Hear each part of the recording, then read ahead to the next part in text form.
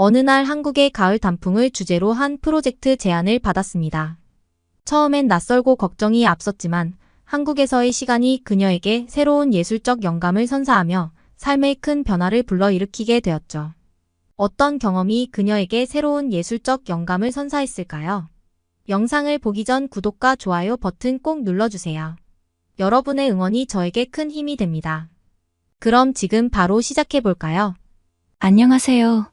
저는 38살 마야입니다. 현재 그리스 아테네에서 규모는 크지 않지만 나름 영향력을 가진 그래픽 디자인 회사를 운영하고 있습니다. 오늘은 작년 가을에 있었던 특별한 경험을 여러분과 나누고자 이 글을 쓰게 되었습니다. 가을은 항상 저에게 특별한 계절이지만 작년 가을은 유독 기억에 남습니다. 아름다운 단풍이 물들어가는 풍경 속에서 소중한 사람들과 따뜻한 순간들을 함께 나누었던 시간이었죠. 그 감정과 순간들을 지금 이 자리에서 여러분과 나누고 싶습니다. 작년 어느 날 저는 책상에 앉아 차를 홀짝이며 다음 프로젝트 아이디어를 고민하고 있었는데 노트북에 이메일 알림이 떴습니다. 호기심에 열어보니 한국 서울에 있는 디자인 회사에서 온 메일이었어요. 그 회사에서는 저에게 한국의 가을 단풍을 주제로 한 프로젝트를 이끌어달라고 요청했습니다. 머릿속에 여러 생각이 스쳐 지나갔습니다. 저는 평소에 한국 미술과 디자인의 독특한 스타일에 많은 관심을 가지고 있었거든요. 한국의 문화에서 영감을 받아 작업할 수 있는 이 프로젝트는 예술가로서 성장할 수 있는 기회처럼 느껴졌습니다. 게다가 한국은 오랜 역사와 발달된 기술, 그리고 흥미로운 전통을 가진 나라잖아요. 5,100만 명이 넘는 인구가 살고 수도 서울은 1천만 명 가까운 사람이 거주하는 활기찬 대도시이기도 하고요. 이메일을 읽고 난 후 저는 직원들에게 10분 뒤 긴급 회의를 열 테니 모두 회의실로 와 주세요라는 메시지를 보냈습니다. 10분 후 직원들이 모두 모였고 회의가 시작됐습니다. 이번에 한국에서 프로젝트 요청이 들어왔어요. 한국의 가을 단풍을 주제로 한 그래픽 디자인을 원하고 있습니다. 제가 말문을 열었습니다. 모두의 의견을 듣고 싶어요. 순간 회의실이 잠잠해졌고 곧 중국 출신의 직원이 손을 들었습니다. 솔직히 긍정적인 프로젝트라고 생각되지는 않네요. 그가 말했습니다. 어릴 때 한국에 가본 적이 있는데 그다지 인상적이지 않았어요. 기억에 남는 건 냄새나는 사람들과 거리뿐이었어요. 저는 그의 말을 경청했습니다. 한국이 후진국이라는 건 다들 아는 사실 아닌가요? 아직 전쟁이 끝나지 않았다고 할 수도 있고요. 한국이 케이팝 외에 내세울 만한 게 있는지도 잘 모르겠어요. 디자인이나 영감도 딱히 받을 것 같지 않고 커리어적으로도 큰 도움이 될 것 같지 않습니다. 그는 진지하게 이야기했습니다. 다른 의견 있으신가요? 제가 물었습니다. 그러자 이번에는 메리라는 직원이 손을 들었습니다. 저도 비슷한 생각입니다. 솔직히 한국의 디자인에 대해서는 잘 모르겠어요. 너무 전통에 얽매여 있는 것 같고 그들의 일하는 방식은 효율적이지 않다고 생각해요. 메리도 자신의 의견을 이어갔습니다. 보면 묻지마 살인 같은 사건도 일어나는 것 같고 치안도 좋지 않은 것 같은데 꼭 가셔야 할까요? 대표님이 걱정돼요. 회의실 안은 점점 한국에 대한 부정적인 이미지로 인해 프로젝트를 거절하자는 의견으로 기울고 있었습니다. 북한이 미사일을 발사했다는 기사나 한국의 미세먼지 문제로 하늘이 노랗게 변했다는 등의 이야기가 나왔습니다. 직원들 사이에서는 점차 이 프로젝트를 수락하는 것에 대한 회의적인 의견들이 많아졌죠. 그때 에이미가 손을 들었습니다. 제 생각은 좀 달라요. 제 어머니는 한국 분이세요. 그래서 저도 몇 번 한국에 가본 적이 있는데 오히려 많은 영감을 받을 수 있는 아름다운 풍경을 접할 수 있었어요. 그리고 사람들도 정말 친절했어요. 저는 이번 프로젝트를 수락하는 것이 맞다고 생각합니다. 게다가 최근에 우리 회사로 들어오는 프로젝트 제안이 많지 않다는 걸 다들 알고 계실 거예요. 회사를 위해서라도 이번 프로젝트를 수락하는 것이 옳다고 생각합니다. 에이미의 의견이 나오자 저는 속으로 안도했습니다. 사실 저도 이 프로젝트에 대해 많은 기대와 설렘을 가지고 있었습니다. 호기심과 동경도 있었지만 한편으로는 우리 회사가 성장세에서 주춤하는 시점이라 이번 프로젝트가 중요한 기회가 될 수 있다고 생각했기 때문입니다. 에이미의 발언은 회의실을 잠시 숙연하게 만들었습니다. 모두가 그 말의 진정성을 느꼈기 때문이었죠. 저는 직원들의 의견을 경청한 뒤 여러분의 의견을 참고해서 최종 결정을 내리겠습니다. 라는 말로 회의를 마무리했습니다. 회의가 끝난 후에도 처음 이메일을 받았을 때 느꼈던 흥분과 설렘은 여전히 남아 있었지만 동시에 불안과 의심도 생겨났습니다. 과연 한 번도 가본 적 없는 외국에서 그렇게 큰 프로젝트를 맡을 준비가 되어 있을까 하는 생각이 들었습니다. 직원들이 말한 우려도 무시할 수 없었고, 내가 과연 이 프로젝트를 맡는 게 맞는 걸까 하는 의문이 들기도 했습니다. 하지만 동시에 우리 회사를 위해서는 이 기회를 놓치지 않고 도전해야 한다는 생각도 들었습니다. 그날 밤, 저는 집으로 돌아와 잠자리에 들었지만 좀처럼 잠들지 못했습니다. 장단점을 따져보느라 밤새 뒤척였죠. 다음날 아침이 되어도 여전히 결정을 내리지 못한 채 갈팡질팡하고 있었습니다. 하지만 오늘은 반드시 결정을 내려야 했습니다. 결국 저는 친구 성민에게 조언을 구하기로 했습니다. 성민은 그리스에 사는 동료 디자이너로 한국에서 자랐고 매년 가족을 보러 한국을 방문하는 사람이었거든요. 우리는 점심을 함께 먹으며 서울에서 온 이메일에 대해 이야기를 나누었습니다. 성민의 얼굴은 이미 신이 나 있었습니다. 마야, 너무 좋은 기회야. 무조건 해야 해. 성민은 확신에 찬 목소리로 말했습니다. 넌 분명히 한국을 사랑하게 될 거야. 특히 한국의 가을 단풍은 지금까지 본 어떤 것과도 다를 거야. 성민은 한국의 가을에 대해 생생하게 묘사해 주었습니다. 10월이 되면 온 도시가 붉은색과 갈색의 단풍나무로 뒤덮여 마치 그림 같은 풍경이 펼쳐진다고 했습니다. 가을은 한국에서 가장 빛나는 명절, 추석이 있는 계절이야. 추석은 가족과 함께하는 소중한 시간이고 조상을 기리는 의미 깊은 명절이기도 해. 성민의 설명은 한국의 가을 풍경을 더욱 아름답게 그려냈습니다. 그는 또한 한국인들이 가을 단풍을 얼마나 사랑하는지 단풍 예보를 일기예보 만큼 열심히 챙겨본다고도 했습니다. 심지어 마을마다 가을 단풍을 배경으로 음악과 춤, 소풍을 즐기는 축제도 열린다고 하더군요. 믿어봐. 이번 프로젝트는 너에게 엄청난 영감이 될 거야.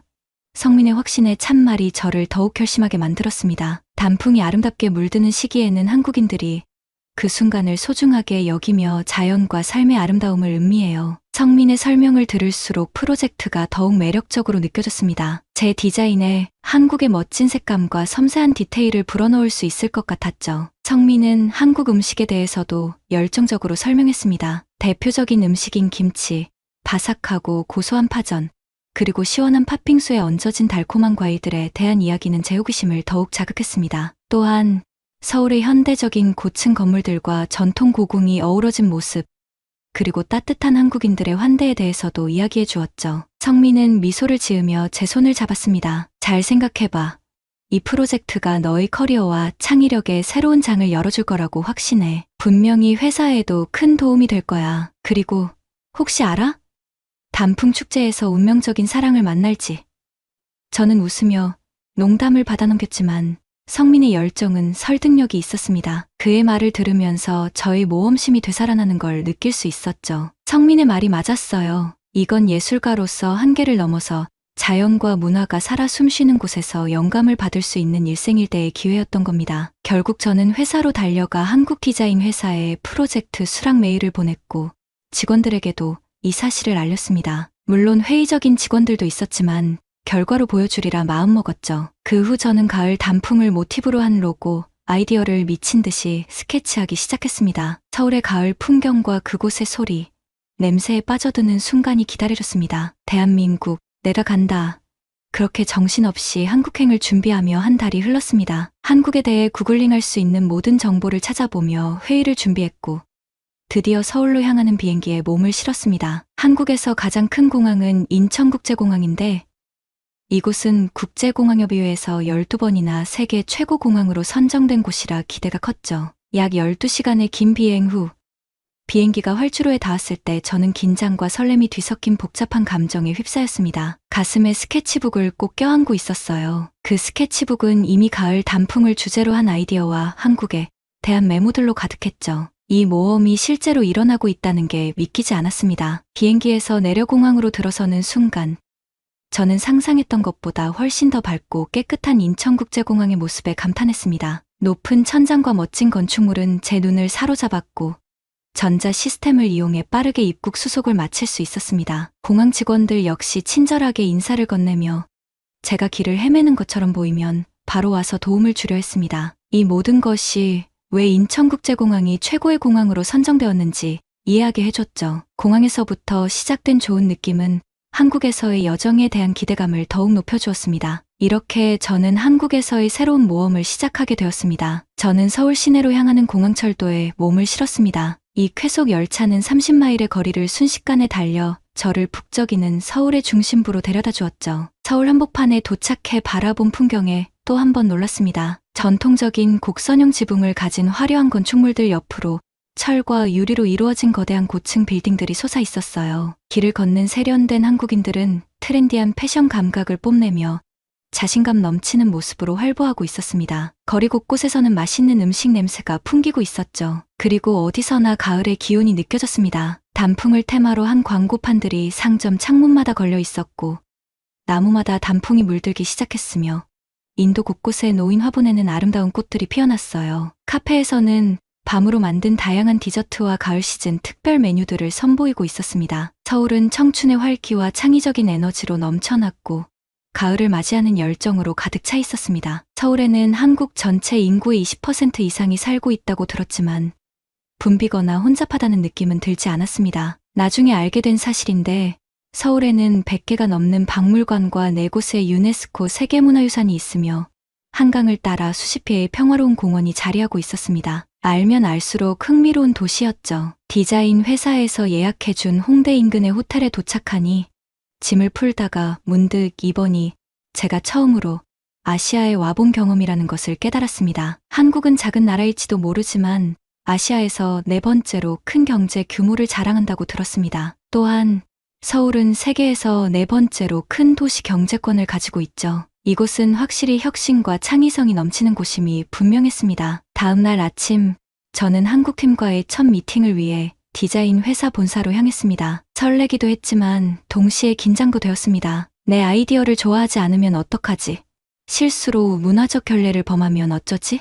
하는 걱정이 들었죠. 그러나 회사에 도착하자마자 한국팀의 따뜻한 환대에 곧 마음이 놓였습니다. 모두가 너무 친절하고 프로페셔널했으며 저에게 도움을 주려고 애쓰는 모습이 인상적이었어요. 들어서자마자 모두가 안녕하세요라며 친절하게 인사를 건넸고 저에게 한국어 인사말도 가르쳐 주었습니다. 회사 구경을 시켜주며 자신들을 소개할 때도 제가 이해하지 못하는 부분은 친절하게 설명해 주었죠. 그들의 따뜻한 환대에 긴장이 풀리며 가슴이 따뜻해지는 것을 느꼈습니다. 특히 팀원들이 제가 전통 한국 문양과 가을 단풍의 우아함에서 영감을 받아 만든 초기 로고 스케치를 무척 마음에 들어했을 때는 안도감과 기쁨이 밀려왔습니다. 그들은 한국 문화에서 가을 단풍이 순수와 삶의 소중함을 상징한다는 것을 알려주었죠. 그리고 주말에 함께 가을 단풍길을 걸으러 가자고 제안했을 때 저는 너무 기뻤습니다. 주말이 되어 우리는 남양주로 향했고 북한강변을 따라 펼쳐진 단풍길을 걸었습니다. 가을 햇살 아래 반사되는 물빛과 단풍이 조화는 그야말로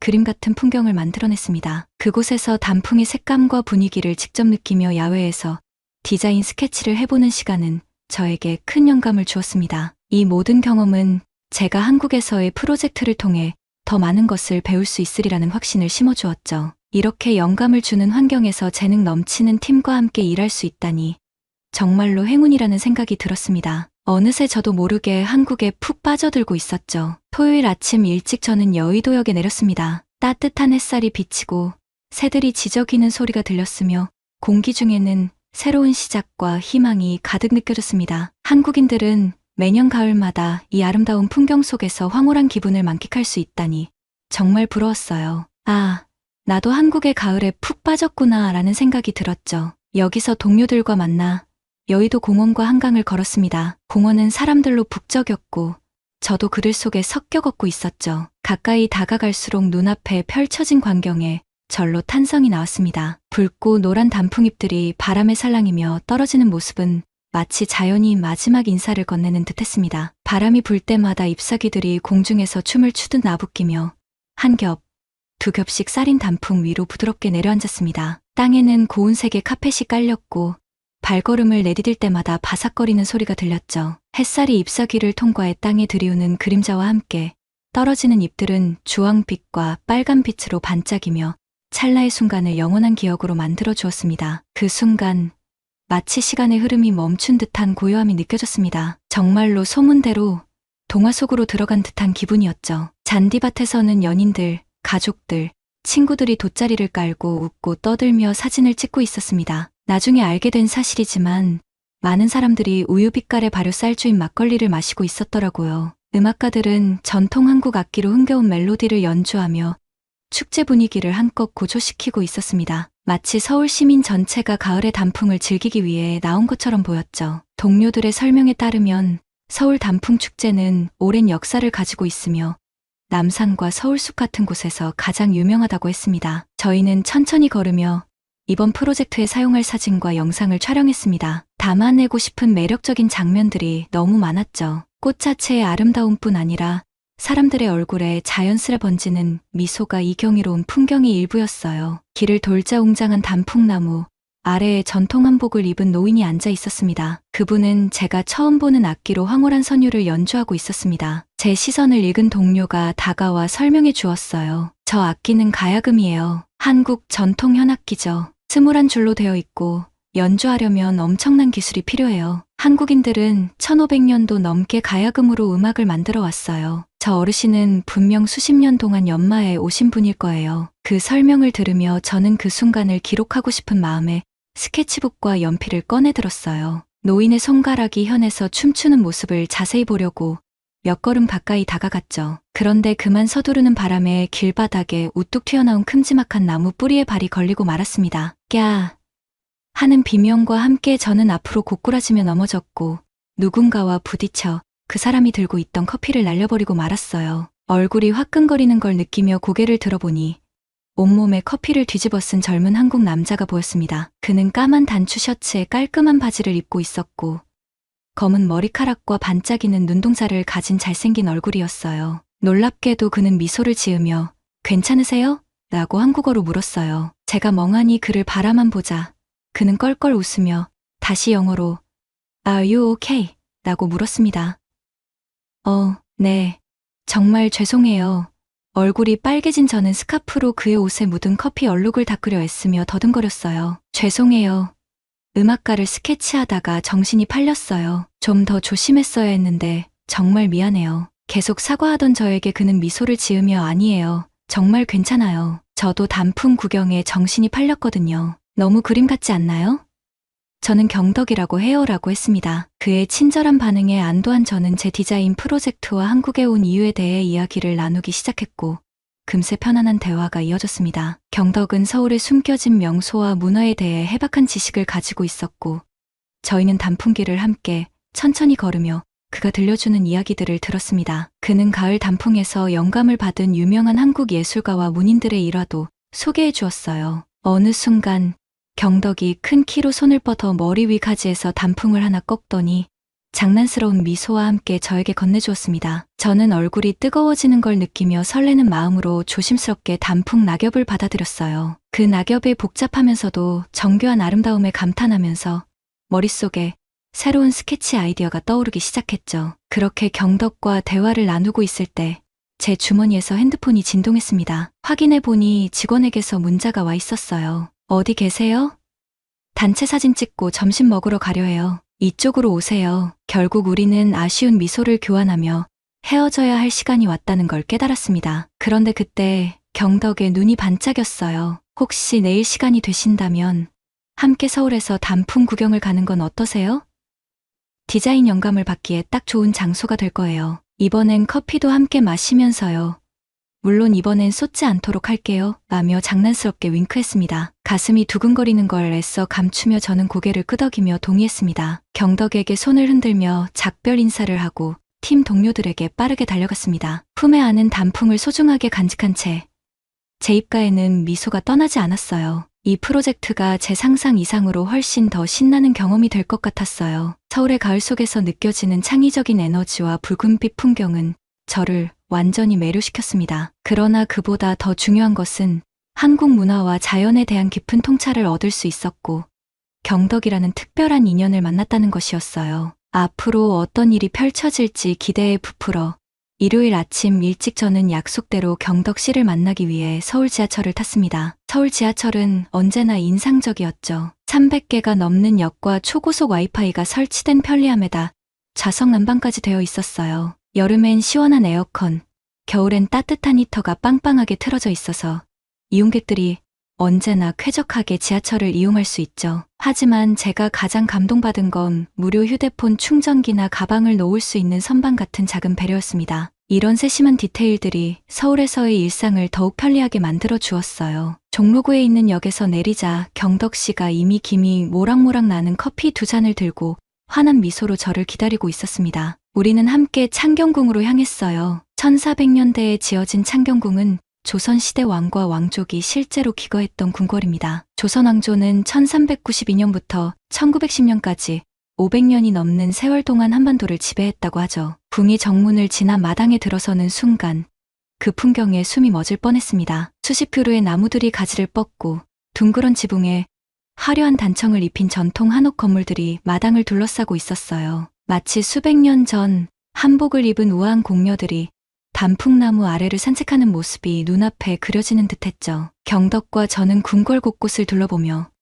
그가 들려주는 흥미로운 역사 이야기에 귀를 기울였습니다. 스케치북에 경덕이 말해주는 내용을 메모하며 한국의 자연과 예술이 어떻게 긴밀하게 연결되어 있는지 새삼 깨달았습니다. 한국 미술에서 자연을 모티브로 한 문양이 중요한 이유를 알 것 같았어요. 그 후 경덕은 저를 옥류천으로 안내했습니다. 이곳은 정자와 연못, 그리고 조경이 어우러진 아름다운 정원이었죠. 원래는 오직 왕만이 이 특별한 공간을 누릴 수 있었지만 지금은 일반인도 그 평온함과 아름다움을 즐길 수 있도록 개방되어 있었습니다. 우리는 졸졸 흐르는 개천가에 멈춰 서서 정교하게 만들어진 나무 의자에 앉아 커피를 마셨습니다. 그때 색색의 원앙한 쌍이 유유히 연못을 헤엄쳐 지나갔습니다. 경덕 씨의 설명에 따르면 원앙은 한국에서 사랑과 연인의 중요한 상징으로 평생 한 배우자와 함께 살아가는 새라고 했어요. 저는 그 아름다운 장면을 스케치하며 마음속 깊은 평온함을 느꼈습니다. 이 순간 저는 제 인생이 중요한 전환점에 서 있는 것 같다는 생각이 들었습니다. 여행을 떠나기 전까지만 해도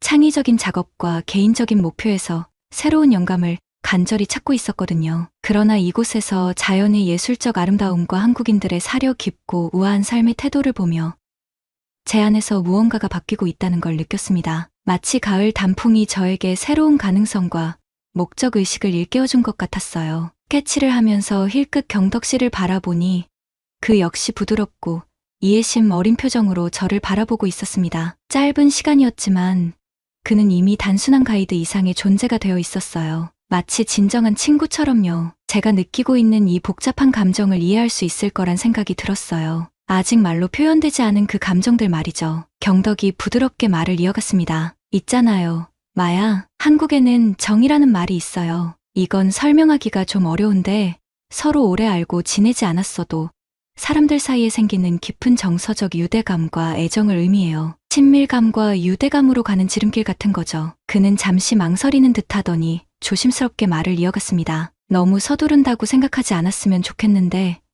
저는 마야 씨에게 정이 든 것 같아요. 한국 문화를 알려주면서 당신이 놀라워하는 눈으로 그것을 바라보는 모습을 보는 게 매우 의미 있는 경험으로 다가오거든요. 당신의 호기심과 창의성은 저에게 영감을 주고 새로운 사람과 경험의 마음을 여는 당신의 태도는 정말 소중한 선물 같아요. 그의 진심 어린 고백에 제 눈가에는 금세 눈물이 고였어요. 생각할 틈도 없이 저는 충동적으로 경덕 씨의 손을 잡고 말했습니다. 저도 그래요, 경덕 씨. 당신을 만난 건 이 여행에서 일어난 가장 멋진 일 중 하나였어요. 당신은 제게 아름다움과 그 안에 담긴 깊은 의미를 보는 법을 알려줬어요. 마치 가을 단풍처럼 우리가 함께한 시간이 짧을지 모르지만 당신을 만난 것은 영원히 제 마음속에 남을 거예요. 경덕의 얼굴에 그 매혹적인 미소가 번졌습니다. 그는 얽힌 두 손을 들어 내 손등에 가볍게 입맞추며 말했어요. 그럼 우린 이 순간을 최대한 즐겨야겠네요. 서울의 다른 단풍 명소들도 가보는 게 어때요?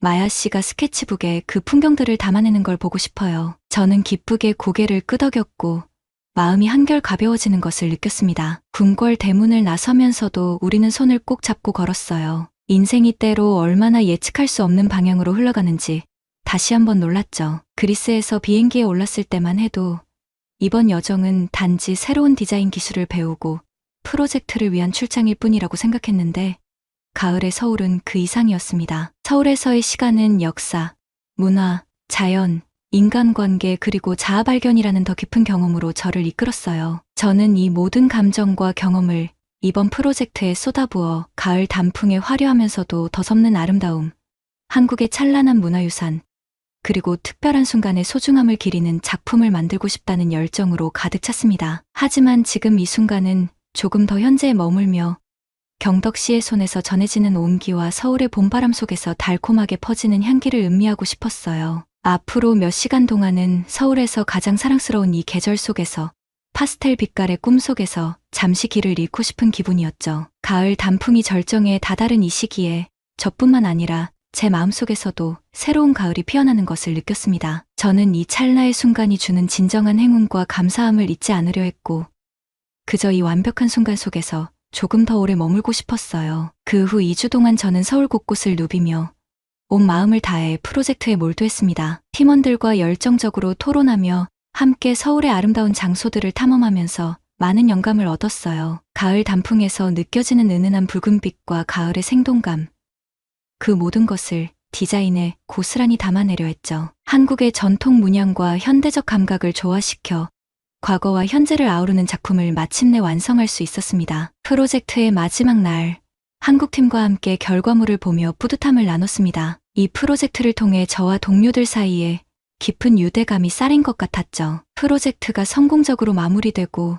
우리는 서로의 연락처를 주고받으며 언젠가 다시 만날 날을 기약했어요. 한국 동료들의 전문성과 열정, 그리고 따뜻한 친절에 무한한 감사를 느끼며 마지막 인사를 나눴죠. 인천국제공항으로 가는 길, 경덕 씨가 직접 저를 공항까지 데려다 주겠다고 해서 회사 앞으로 그가 차를 몰고 왔어요. 차 안에서는 말없이 손을 꼭 잡고 있었습니다. 서로를 떠나보내야 하는 아쉬움과 함께 보낸 시간에 대한 소중함이 우리 사이에 고요히 흐르고 있었죠. 마야, 당신은 제 인생에 잊지 못할 흔적을 남겼어요. 멀리 떨어지겠지만 꼭 연락해요. 우리는 반드시 다시 만날 거예요. 경덕 씨가 진심 어린 목소리로 말했어요. 저도 눈물이 글썽이면서 미소를 지으며 대답했습니다. 저야말로 정말 감사해요. 경덕 씨, 당신 덕분에 이 여행이 제 인생에서 가장 아름답고 의미 있는 경험이 되었어요. 멀리 떨어져 있어도 한국에서 배운 정을 마음에 품고 갈게요. 우리는 계속 연락할 거고 우리의 사랑도 변하지 않을 거예요. 공항에 도착한 우리는 서로를 한참 동안 끌어안고 놓지 않았습니다. 키스 대신 코를 맞대고 잠시 동안 그렇게 머물렀어요. 그 순간 말하지 않아도 서로의 마음이 충분히 전해졌죠. 잘 가요, 마야. 당신이 정말 자랑스러워요. 한국에서 멋진 작품을 만들어냈잖아요. 도착하면 꼭 연락해요. 많이 사랑해요. 도착하면 꼭 연락할게요. 건강 잘 챙기고 꼭 그리스에 놀러와요. 나도 사랑해요. 비행기에 몸을 싣고 창밖을 바라보자 서울의 지평선이 점점 작아지며 구름 속으로 사라지는 모습이 보였습니다. 지난 한 달 동안 일어난 놀라운 일들과 만났던 사람들, 그리고 한국에서 배운 소중한 교훈들이 머릿속을 스쳐 지나갔습니다. 한국에서의 시간은 제게 커다란 변화를 가져다 주었어요. 저는 자연과 문화의 아름다움을 더 깊이 감사할 줄 알게 되었고, 세상을 향한 마음이 한층 더 열렸음을 느꼈죠. 또한 사람 간의 포용과 유대감,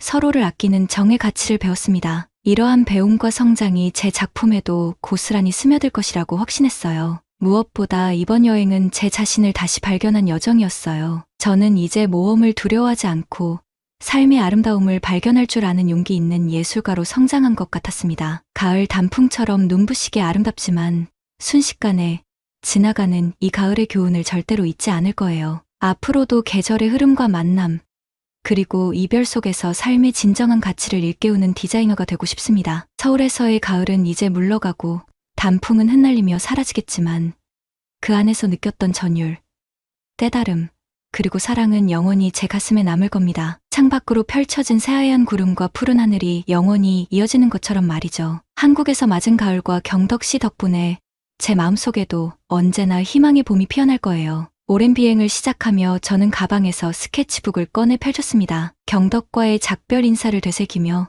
서울 상공에 펼쳐진 구름 위로 단풍잎이 흩날리는 장면을 그려나갔어요. 붉고 황금빛 단풍잎들이 바람에 실려 춤추듯 가볍게 흩어지는 모습은 마치 새로운 길을 향해 나아가는 제 자신을 떠올리게 했습니다. 제 삶에도 또 다른 가을이 찾아오고 새로운 도전들이 다가오겠죠. 그때마다 서울의 단풍길을 거닐며 느꼈던 설렘과 경덕과 나눈 정을 간직하며 살아가려 해요. 이제 저는 제 자신과 세상을 더욱 사랑할 준비가 되었음을 느낍니다. 가을의 아름다움이 순간처럼 지나갔지만 그 안에서 배운 것들은 영원히 저와 함께 할 거예요. 여기 한국 전통 공예를 취재하러 낯선 한국 땅을 밟게 된 여성이 있습니다. 처음에는 낯설고 두려운 마음으로 시작한 여정이었지만 장인들과의 만남을 통해 점차 한국의 예술과 문화를 깊이 이해하게 되었죠. 이 여행이 그녀의 시각과 삶을 어떻게 변화시켰을까요? 두 번째 사연 시작합니다. 안녕하세요. 저는 아일랜드에 사는 로라입니다. 어느 날 사무실에서 들은 한마디가 제 가슴을 철렁 내려앉게 했습니다. 한국으로 가세요. 편집자가 말했죠. 한국의 전통 공예와 그것이 어떻게 다시 인기를 얻고 있는지 취재해주세요. 솔직히 저는 가고 싶지 않았습니다. 한국에 대해 반감이 있었던 건 아니었지만 그 나라에 대해 잘 알지 못했기 때문이죠. 머릿속으로 한국이 어떤 곳일지 대략 짐작은 했지만 직접 가본 적은 없었거든요. 그래서 제 예상이 맞을지 확신할 수도 없었습니다. 하지만 어쩔 수 없었죠. 저널리스트로서 이게 제 일이니까요. 게다가 편집장이 저를 믿고 있었고 이 기사가 제 경력에 중요한 역할을 할 수도 있을 테니 말이죠. 의심이 들었지만 저는 최선을 다하기로 마음먹었습니다. 그래서 한국에 관한 모든 자료를 찾아 읽기 시작했어요. 그러다 정말 흥미로운 사실들을 알게 되었죠. 한국의 역사가 5,000년을 넘는다는 사실 알고 계셨나요? 그리고 한국은 미국 인디애나주와 비슷한 크기의 작은 나라지만 전 세계에서 13번째로 큰 경제 규모를 자랑합니다. 작은 나라에서 이렇게 중요한 경제적 영향력을 가진다는 사실이 놀라웠죠. 자료를 읽으면 읽을수록 기대하지 않았던 흥미가 생기기 시작했습니다. 한국은 오래된 전통과 새로운 아이디어가 조화를 이루는 곳 같았어요. 특히 수도인 서울이 인상적이었어요. 서울에는 약 1,000만 명의 사람들이 살고 있는데 이는 대한민국 인구의 5명 중 1명 꼴이죠. 서울에는 현대적인 고층 건물과 첨단 기업들이 밀집해 있지만 동시에 전통 예술과 공예에 대한 관심이 여전히 뜨겁더라고요. 여행 가방을 싸면서 한국에서 배울 것들을 생각하기 시작했어요. 솔직히 말하자면 조금씩 설레기 시작했죠. 하지만 한편으로는 여전히 확신이 서지 않았습니다. 제 계획은 그곳에서 취재를 하고 필요한 정보를 얻은 후 가능한 빨리 아일랜드로 돌아오는 것이었어요. 아일랜드에서 서울까지는 긴 비행이었지만 덕분에 저는 한국에 대해 더 많이 배울 수 있었습니다. 노트북으로 기사를 읽고 사진을 보고 동영상을 시청했어요. 알아갈수록 한국의 다양한 예술과 공예의 놀라움을 금치 못했습니다. 한국인들이 수백 년 동안 만들어온 독특한 청자, 밝은 색감과 아름다운 디자인을 가진 전통 의상인 한복에 대해서도 알게 되었어요. 삼국시대부터 사람들이 한복을 입었다는 사실도 흥미로웠죠. 또한 한국의 전통 종이인 한지에 대해서도 읽었는데 이 종이는 당나무 껍질로 만들어져 오랜 시간 동안 보존된다고 하더군요. 판소리라는 독특한 음악 장르에 대해서도 배웠습니다. 판소리는 한 명의 소리꾼이 목소리로 다양한 캐릭터를 연기하며 긴 이야기를 전달하는 한국의 전통 음악이죠. 꼭 직접 들어보고 싶다는 생각이 들었어요. 비행기가 서울에 착륙할 즈음 제 수첩은 새로운 사실들로 가득 찼고 머릿속에는 질문이 넘쳐났습니다. 저는 새롭게 열린 눈으로 모든 것을 바라보며 크고 반짝이는 공항을 걸었습니다. 이 현대적인 공간에서도 한국 전통의 손길이 곳곳에서 느껴졌습니다. 마치 과거와 현재가 손을 잡고 서로를 더 빛나게 하는 것처럼 느껴졌어요. 그 순간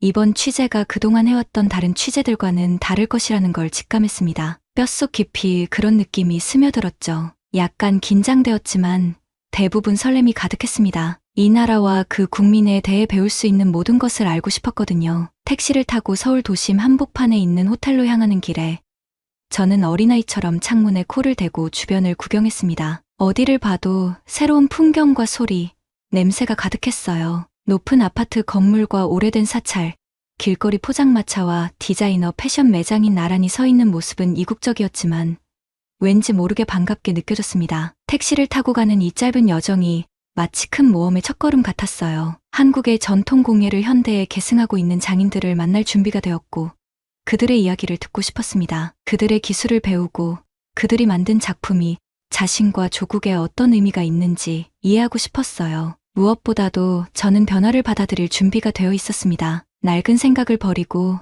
새로운 가능성에 마음을 열었습니다. 더 나은 저널리스트가 되는 것뿐만 아니라 더 나은 사람이 되기 위해서 말이죠. 서울에 도착한 첫날 아침, 저는 탐험할 생각에 가슴이 뛰었습니다. 호텔방 창밖을 보니 이른 시간임에도 이미 활기찬 도시가 깨어 있었어요. 서둘러 옷을 입고 노트북과 카메라를 챙겨 아침을 먹으러 나갔습니다. 거리에는 출근길에 오른 사람들과 등교하는 학생들로 가득했지만 그들은 모두 목적이 뚜렷해 보였고 효율적으로 움직이고 있었습니다. 그 모습이 매우 인상적이었어요. 마치 더블린을 떠올리게 했지만 서울만의 독특한 리듬이 있었습니다. 호텔 근처 작은 카페를 찾아 들어가 커피 한 잔과 계란빵이라는 빵을 주문했습니다. 계란빵은 달걀이 통째로 구워진 작은 빵으로 처음 먹어보는 맛이었어요. 카운터 뒤에 있던 직원이 미소를 지으며 안녕하세요라고 인사를 건넸습니다. 저도 미소를 지으며 안녕하세요라고 따라했죠. 그 작은 한국어 인사말을 기억하고 있다는 사실이 자랑스러웠습니다. 아침을 먹으며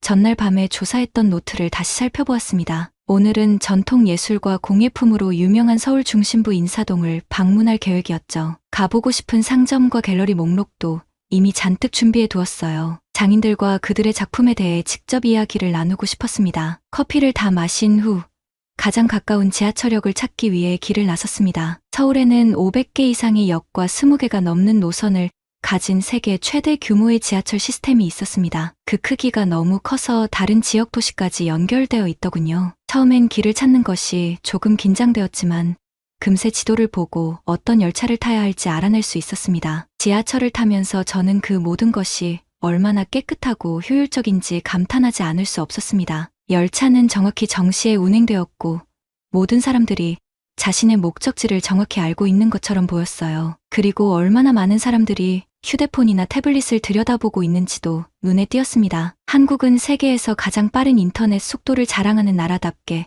사람들은 항상 인터넷에 연결되어 있는 것처럼 보였죠. 종로 3가역에서 내려 인사동으로 향하는 표지판을 따라갔습니다. 큰 길에 나오자마자 마치 시간 여행을 한 듯한 기분이 들었습니다. 좁은 골목길을 따라 한국 전통 가옥인 한옥들이 줄지어 있었어요. 곡선형 기와 지붕과 나무 기둥이 특징인 이 건물들 중 상당수는 갤러리, 찻집, 공예품 가게로 사용되고 있었죠. 저는 여러 상점을 돌아다니며 정교한 도자기, 생동감 넘치는 직물, 그리고 섬세한 종이 공예품에 감탄했습니다. 각각의 작품이 한국의 풍부한 예술적 유산을 이야기하는 듯했어요.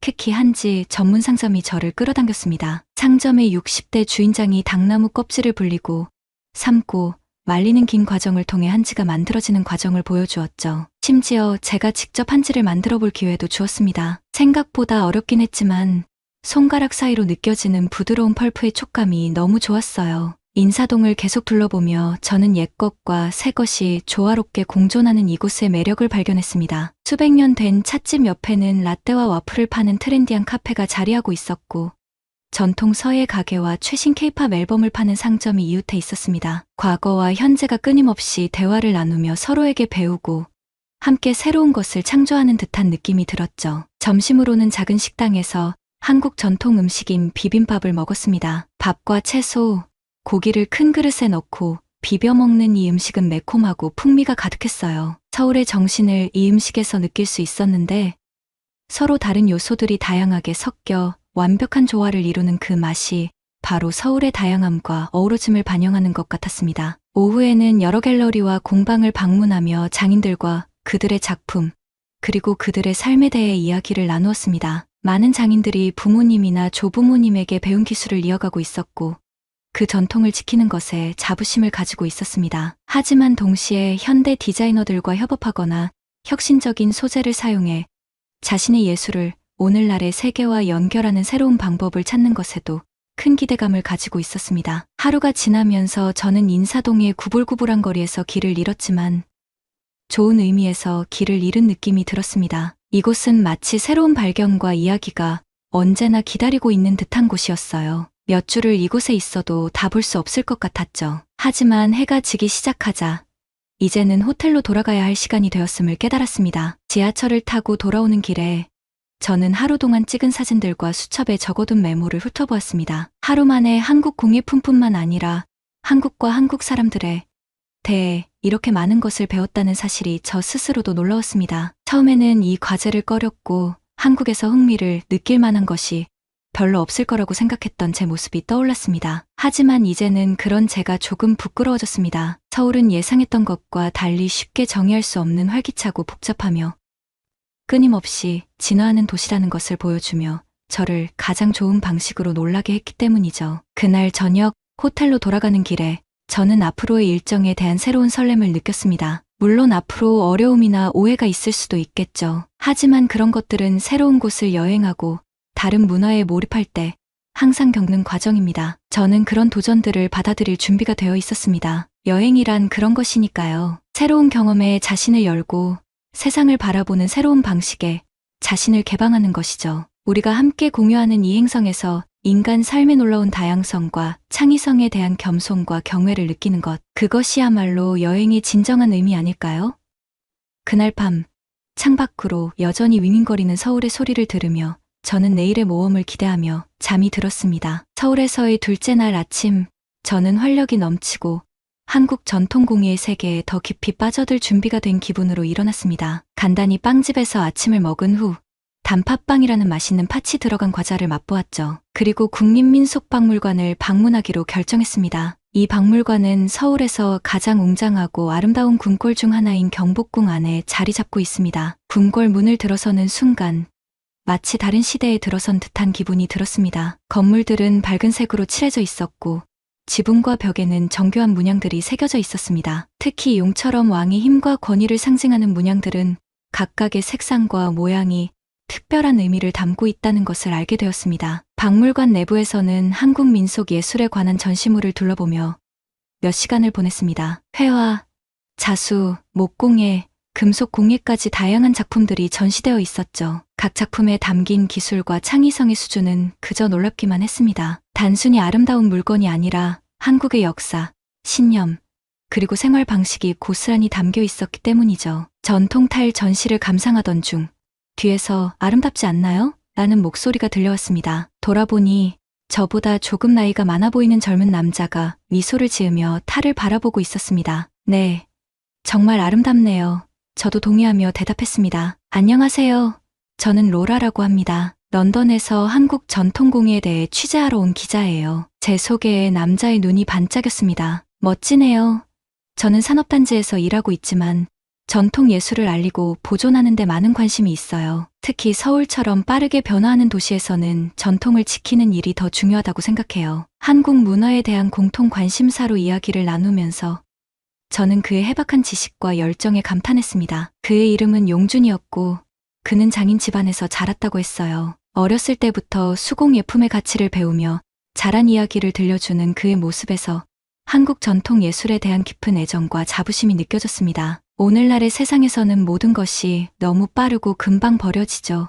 용준 씨가 말했습니다. 하지만 직접 손으로 무언가를 만들면 그 물건에 자신의 일부가 담기게 됩니다. 그 물건은 과거와 미래를 잇는 연결고리가 되고 우리의 전통을 지키는 방법이 되죠. 저는 그의 말에 깊이 공감하며 고개를 끄덕였습니다. 인사동에서 장인들과 대화하면서 나보다 더 큰 무언가, 소중히 간직하고 전승해야 할 유산과 연결되어 있다는 느낌을 받았거든요. 용준 씨와 저는 박물관을 돌아다니며 시간 가는 줄 모르고 몇 시간을 이야기했습니다. 그는 자신이 가장 좋아하는 전시물을 보여주며 그동안 만났던 장인들에 대한 이야기를 들려주었죠. 저는 그에게 이번 여정에서 경험한 것들과 한국의 예술을 통해 한국의 마음과 영혼을 이해하고 싶다는 제 열망에 대해 이야기했습니다. 어느새 박물관이 문을 닫을 시간이 되었고 늦은 오후에 햇살 속으로 걸어 나오며 용준 씨가 웃으며 말했습니다. 로라 씨, 그가 말했습니다. 정말로 한국 전통공예를 깊이 경험하고 싶다면 장인들을 직접 만나봐야 해요. 그들이 어떻게 작업하는지 보고 그들의 이야기를 들어보세요. 제가 훌륭한 장인 친구들이 몇 명 있는데 관심이 있으시면 소개해드릴게요. 이 말을 듣는 순간 저는 믿을 수 없을 만큼 큰 행운이 찾아왔다고 느꼈습니다. 정말 감사해요. 그럼 너무 좋겠네요. 제가 진심으로 말했습니다. 용준 씨 덕분에 몇 주 동안 배울 수 있는 것보다 오늘 하루 동안 더 많은 것을 배운 것 같아요. 용준 씨는 웃으며 대답했습니다. 그게 바로 지식을 나누는 아름다움이죠. 내일 시간 있으세요? 아침에 도예가 친구를 만나러 가서 점심도 함께하며 더 많은 이야기를 나눌 수 있을 것 같아요. 좋아요. 저는 벌써부터 다음 날이 기대되는 마음으로 대답했습니다. 그날 저녁 호텔로 돌아가는 길 내내 제 머릿속은 새로운 정보와 아이디어로 가득 찼습니다. 용준과의 대화는 이번 과제에 대한 제 시각뿐 아니라 빠르게 현대화되는 세계에서 문화 보존의 중요성에 대해서도 새로운 시각을 열어주었습니다. 용준이 말했던 물건은 과거와 미래를 이어주는 연결고리라는 말이 계속해서 떠올랐습니다. 그동안 전통에서 가치를 발견하고 이를 다리 삼아 다른 문화들 간의 이해를 돕는 것이 제가 그를 통해 하고자 했던 일이 아니었을까요? 그때 저는 이 여행이 더 이상 단순히 좋은 이야기를 얻기 위한 것이 아니라는 사실을 깨달았습니다. 이 여정은 새로운 사고방식, 새로운 관계, 새로운 우정을 향해 저 자신을 개방하는 것이었어요. 공예품의 원재료가 장인의 손에 의해 변형되듯 이번 경험을 통해 저 역시 변화를 받아들이고 있었습니다. 그날 밤 잠들기 전 저는 여행 중 겪은 예상치 못한 반전에 대해 감사한 마음이 들었습니다. 용준을 만난 것은 제가 올바른 길을 가고 있다는 신호처럼 느껴졌고 이 매혹적인 나라에서 아직도 저를 기다리고 있는 수많은 놀라운 발견과 인간관계가 있다는 사실을 알게 되었습니다. 그날 밤 꿈속에서는 도자기의 깊은 파란색, 직물의 생생한 빨간색, 그리고 나무탈의 따뜻한 갈색이 서울의 기억과 함께 소용돌이치고 있었습니다. 도자기들이 춤을 추듯 합쳐지고 변형되며 한 번도 본 적 없는 패턴을 만들어내고 있었습니다. 그런데도 그 패턴들은 왠지 모르게 친숙하고 따뜻한 느낌을 주었죠. 내일은 또다시 새로운 모험과 통찰, 그리고 배움과 성장을 위한 기회가 찾아올 것이라는 생각에 저는 깊고 평화로운 잠에 들었습니다. 한국에 도착한 후 처음으로 이 여행이 점점 편안하게 느껴졌습니다. 다음 날 아침, 저는 용준과 함께 하루를 시작하기 위해 일찍 일어났습니다. 그가 소개해준 도예가 친구를 만나고 싶었거든요. 호텔에서 간단히 아침을 먹고 전날 밤 용준이 알려준 주소로 향했습니다. 도예 공방은 서울 외곽의 한적한 주택가에 위치해 있었습니다. 버스 정류장에서 걸어가는 동안 도심과는 다른 조용하고 평화로운 분위기를 느낄 수 있었습니다. 건물들은 작고 길은 좁았으며 저 같은 외지인에게도 공동체 의식이 느껴지게 만드는 곳이었어요. 파란색 문이 달린 단순한 콘크리트 건물에서 공방을 쉽게 찾을 수 있었습니다. 문을 두드리자 용준이 따뜻한 미소를 지으며 저를 맞이해 주었습니다. 로라 씨, 어서 오세요. 그가 저를 안내하며 말했습니다. 스튜디오는 천장이 높고 큰 창문을 통해 자연 채광이 잘 들어오는 넓은 공간이었어요. 벽에는 다양한 단계의 도자기들이 선반에 가득 차 있었고 일부는 아직 굽지 않은 상태였으며 일부는 유약을 발라 반짝이는 상태였습니다. 방 중앙에는 여러 개의 물레가 놓여 있었고 그중 하나에서 중년 남성이 작업하고 있었습니다. 로라 씨, 이쪽은 제 친구 호재예요. 용준이 우리를 소개하며 말했습니다. 호재님, 이쪽은 제가 말씀드린 아일랜드에서 온 기자 로라예요. 호재 씨는 자리에서 일어나 저를 맞이했고 저도 미소를 지으며 인사했습니다. 만나서 반갑습니다. 그가 영어로 말했습니다. 용준 씨에게 들었는데 한국 도자기에 대해 배우고 싶어 하신다고요. 네, 맞습니다.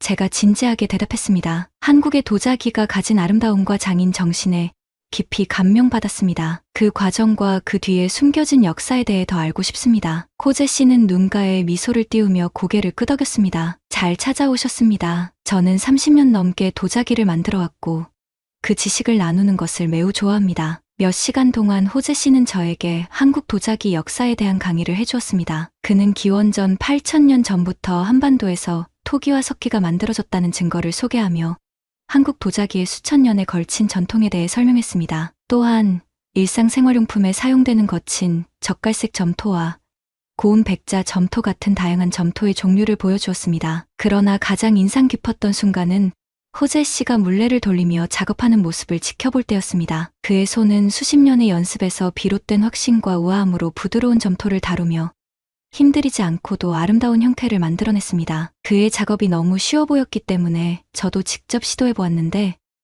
곧 그 작업이 얼마나 많은 기술과 세밀한 제어가 필요한지 깨달았습니다. 저는 손가락 끝으로 점토를 느끼며 한 번의 실수로도 작품의 형태가 쉽게 무너질 수 있다는 것을 경험했습니다. 호재 씨의 작업은 마치 무용의 예술 같았고 그가 도자기를 만들 때마다 과거와 현재 그리고 미래가 연결된다는 생각이 들었습니다. 제가 물레 위에서 찰흙 덩어리의 중심을 잡으려 애쓰는 동안 호재 씨는 호탕하게 웃었습니다. 걱정하지 마세요.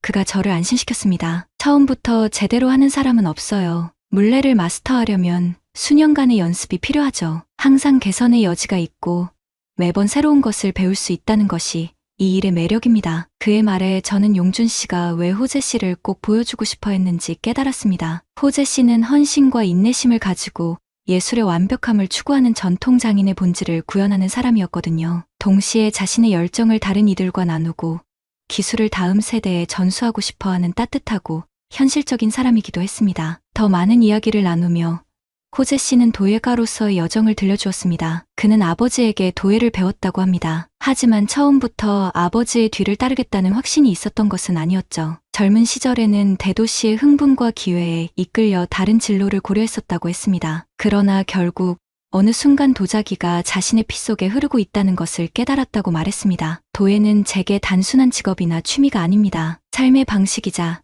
조상들과의 연결고리입니다. 이곳에 앉아 있으면 나 자신보다 더 큰 무언가의 일부가 된 것 같은 기분이 듭니다. 그 무언가는 여러 세대에 걸쳐 지속되어 왔고 제가 죽은 후에도 오랫동안 이어질 것입니다. 저는 그의 말에 완전히 공감하며 고개를 끄덕였습니다. 다른 장인들에게서도 느꼈던 것처럼 호재 씨에게도 깊은 소속감과 목적의식이 있었습니다. 그는 자신의 작업이 지역 사회의 역사와 뿌리 깊게 연결되어 있다는 자부심을 가지고 있었죠. 하루가 지나면서 저는 그의 손에서 우아한 꽃병, 튼튼한 차 사발, 그리고 정교한 청자 접시들이 만들어지는 모습을 지켜보았습니다. 각각의 작품에는 제작자의 손길과 약간의 결함이 남아있어 작품의 생동감과 개성이 느껴졌습니다. 용준 씨와 저는 호재 씨 부부와 함께 밥, 생선구이, 김치 등 소박하지만 맛있는 식사를 나누며 점심을 먹었습니다. 식사 자리에서 중소기업 운영의 어려움부터 가정생활의 기쁨과 어려움에 이르기까지 다양한 이야기를 나누었습니다. 비록 저와는 여러모로 다른 삶을 살아온 이들이지만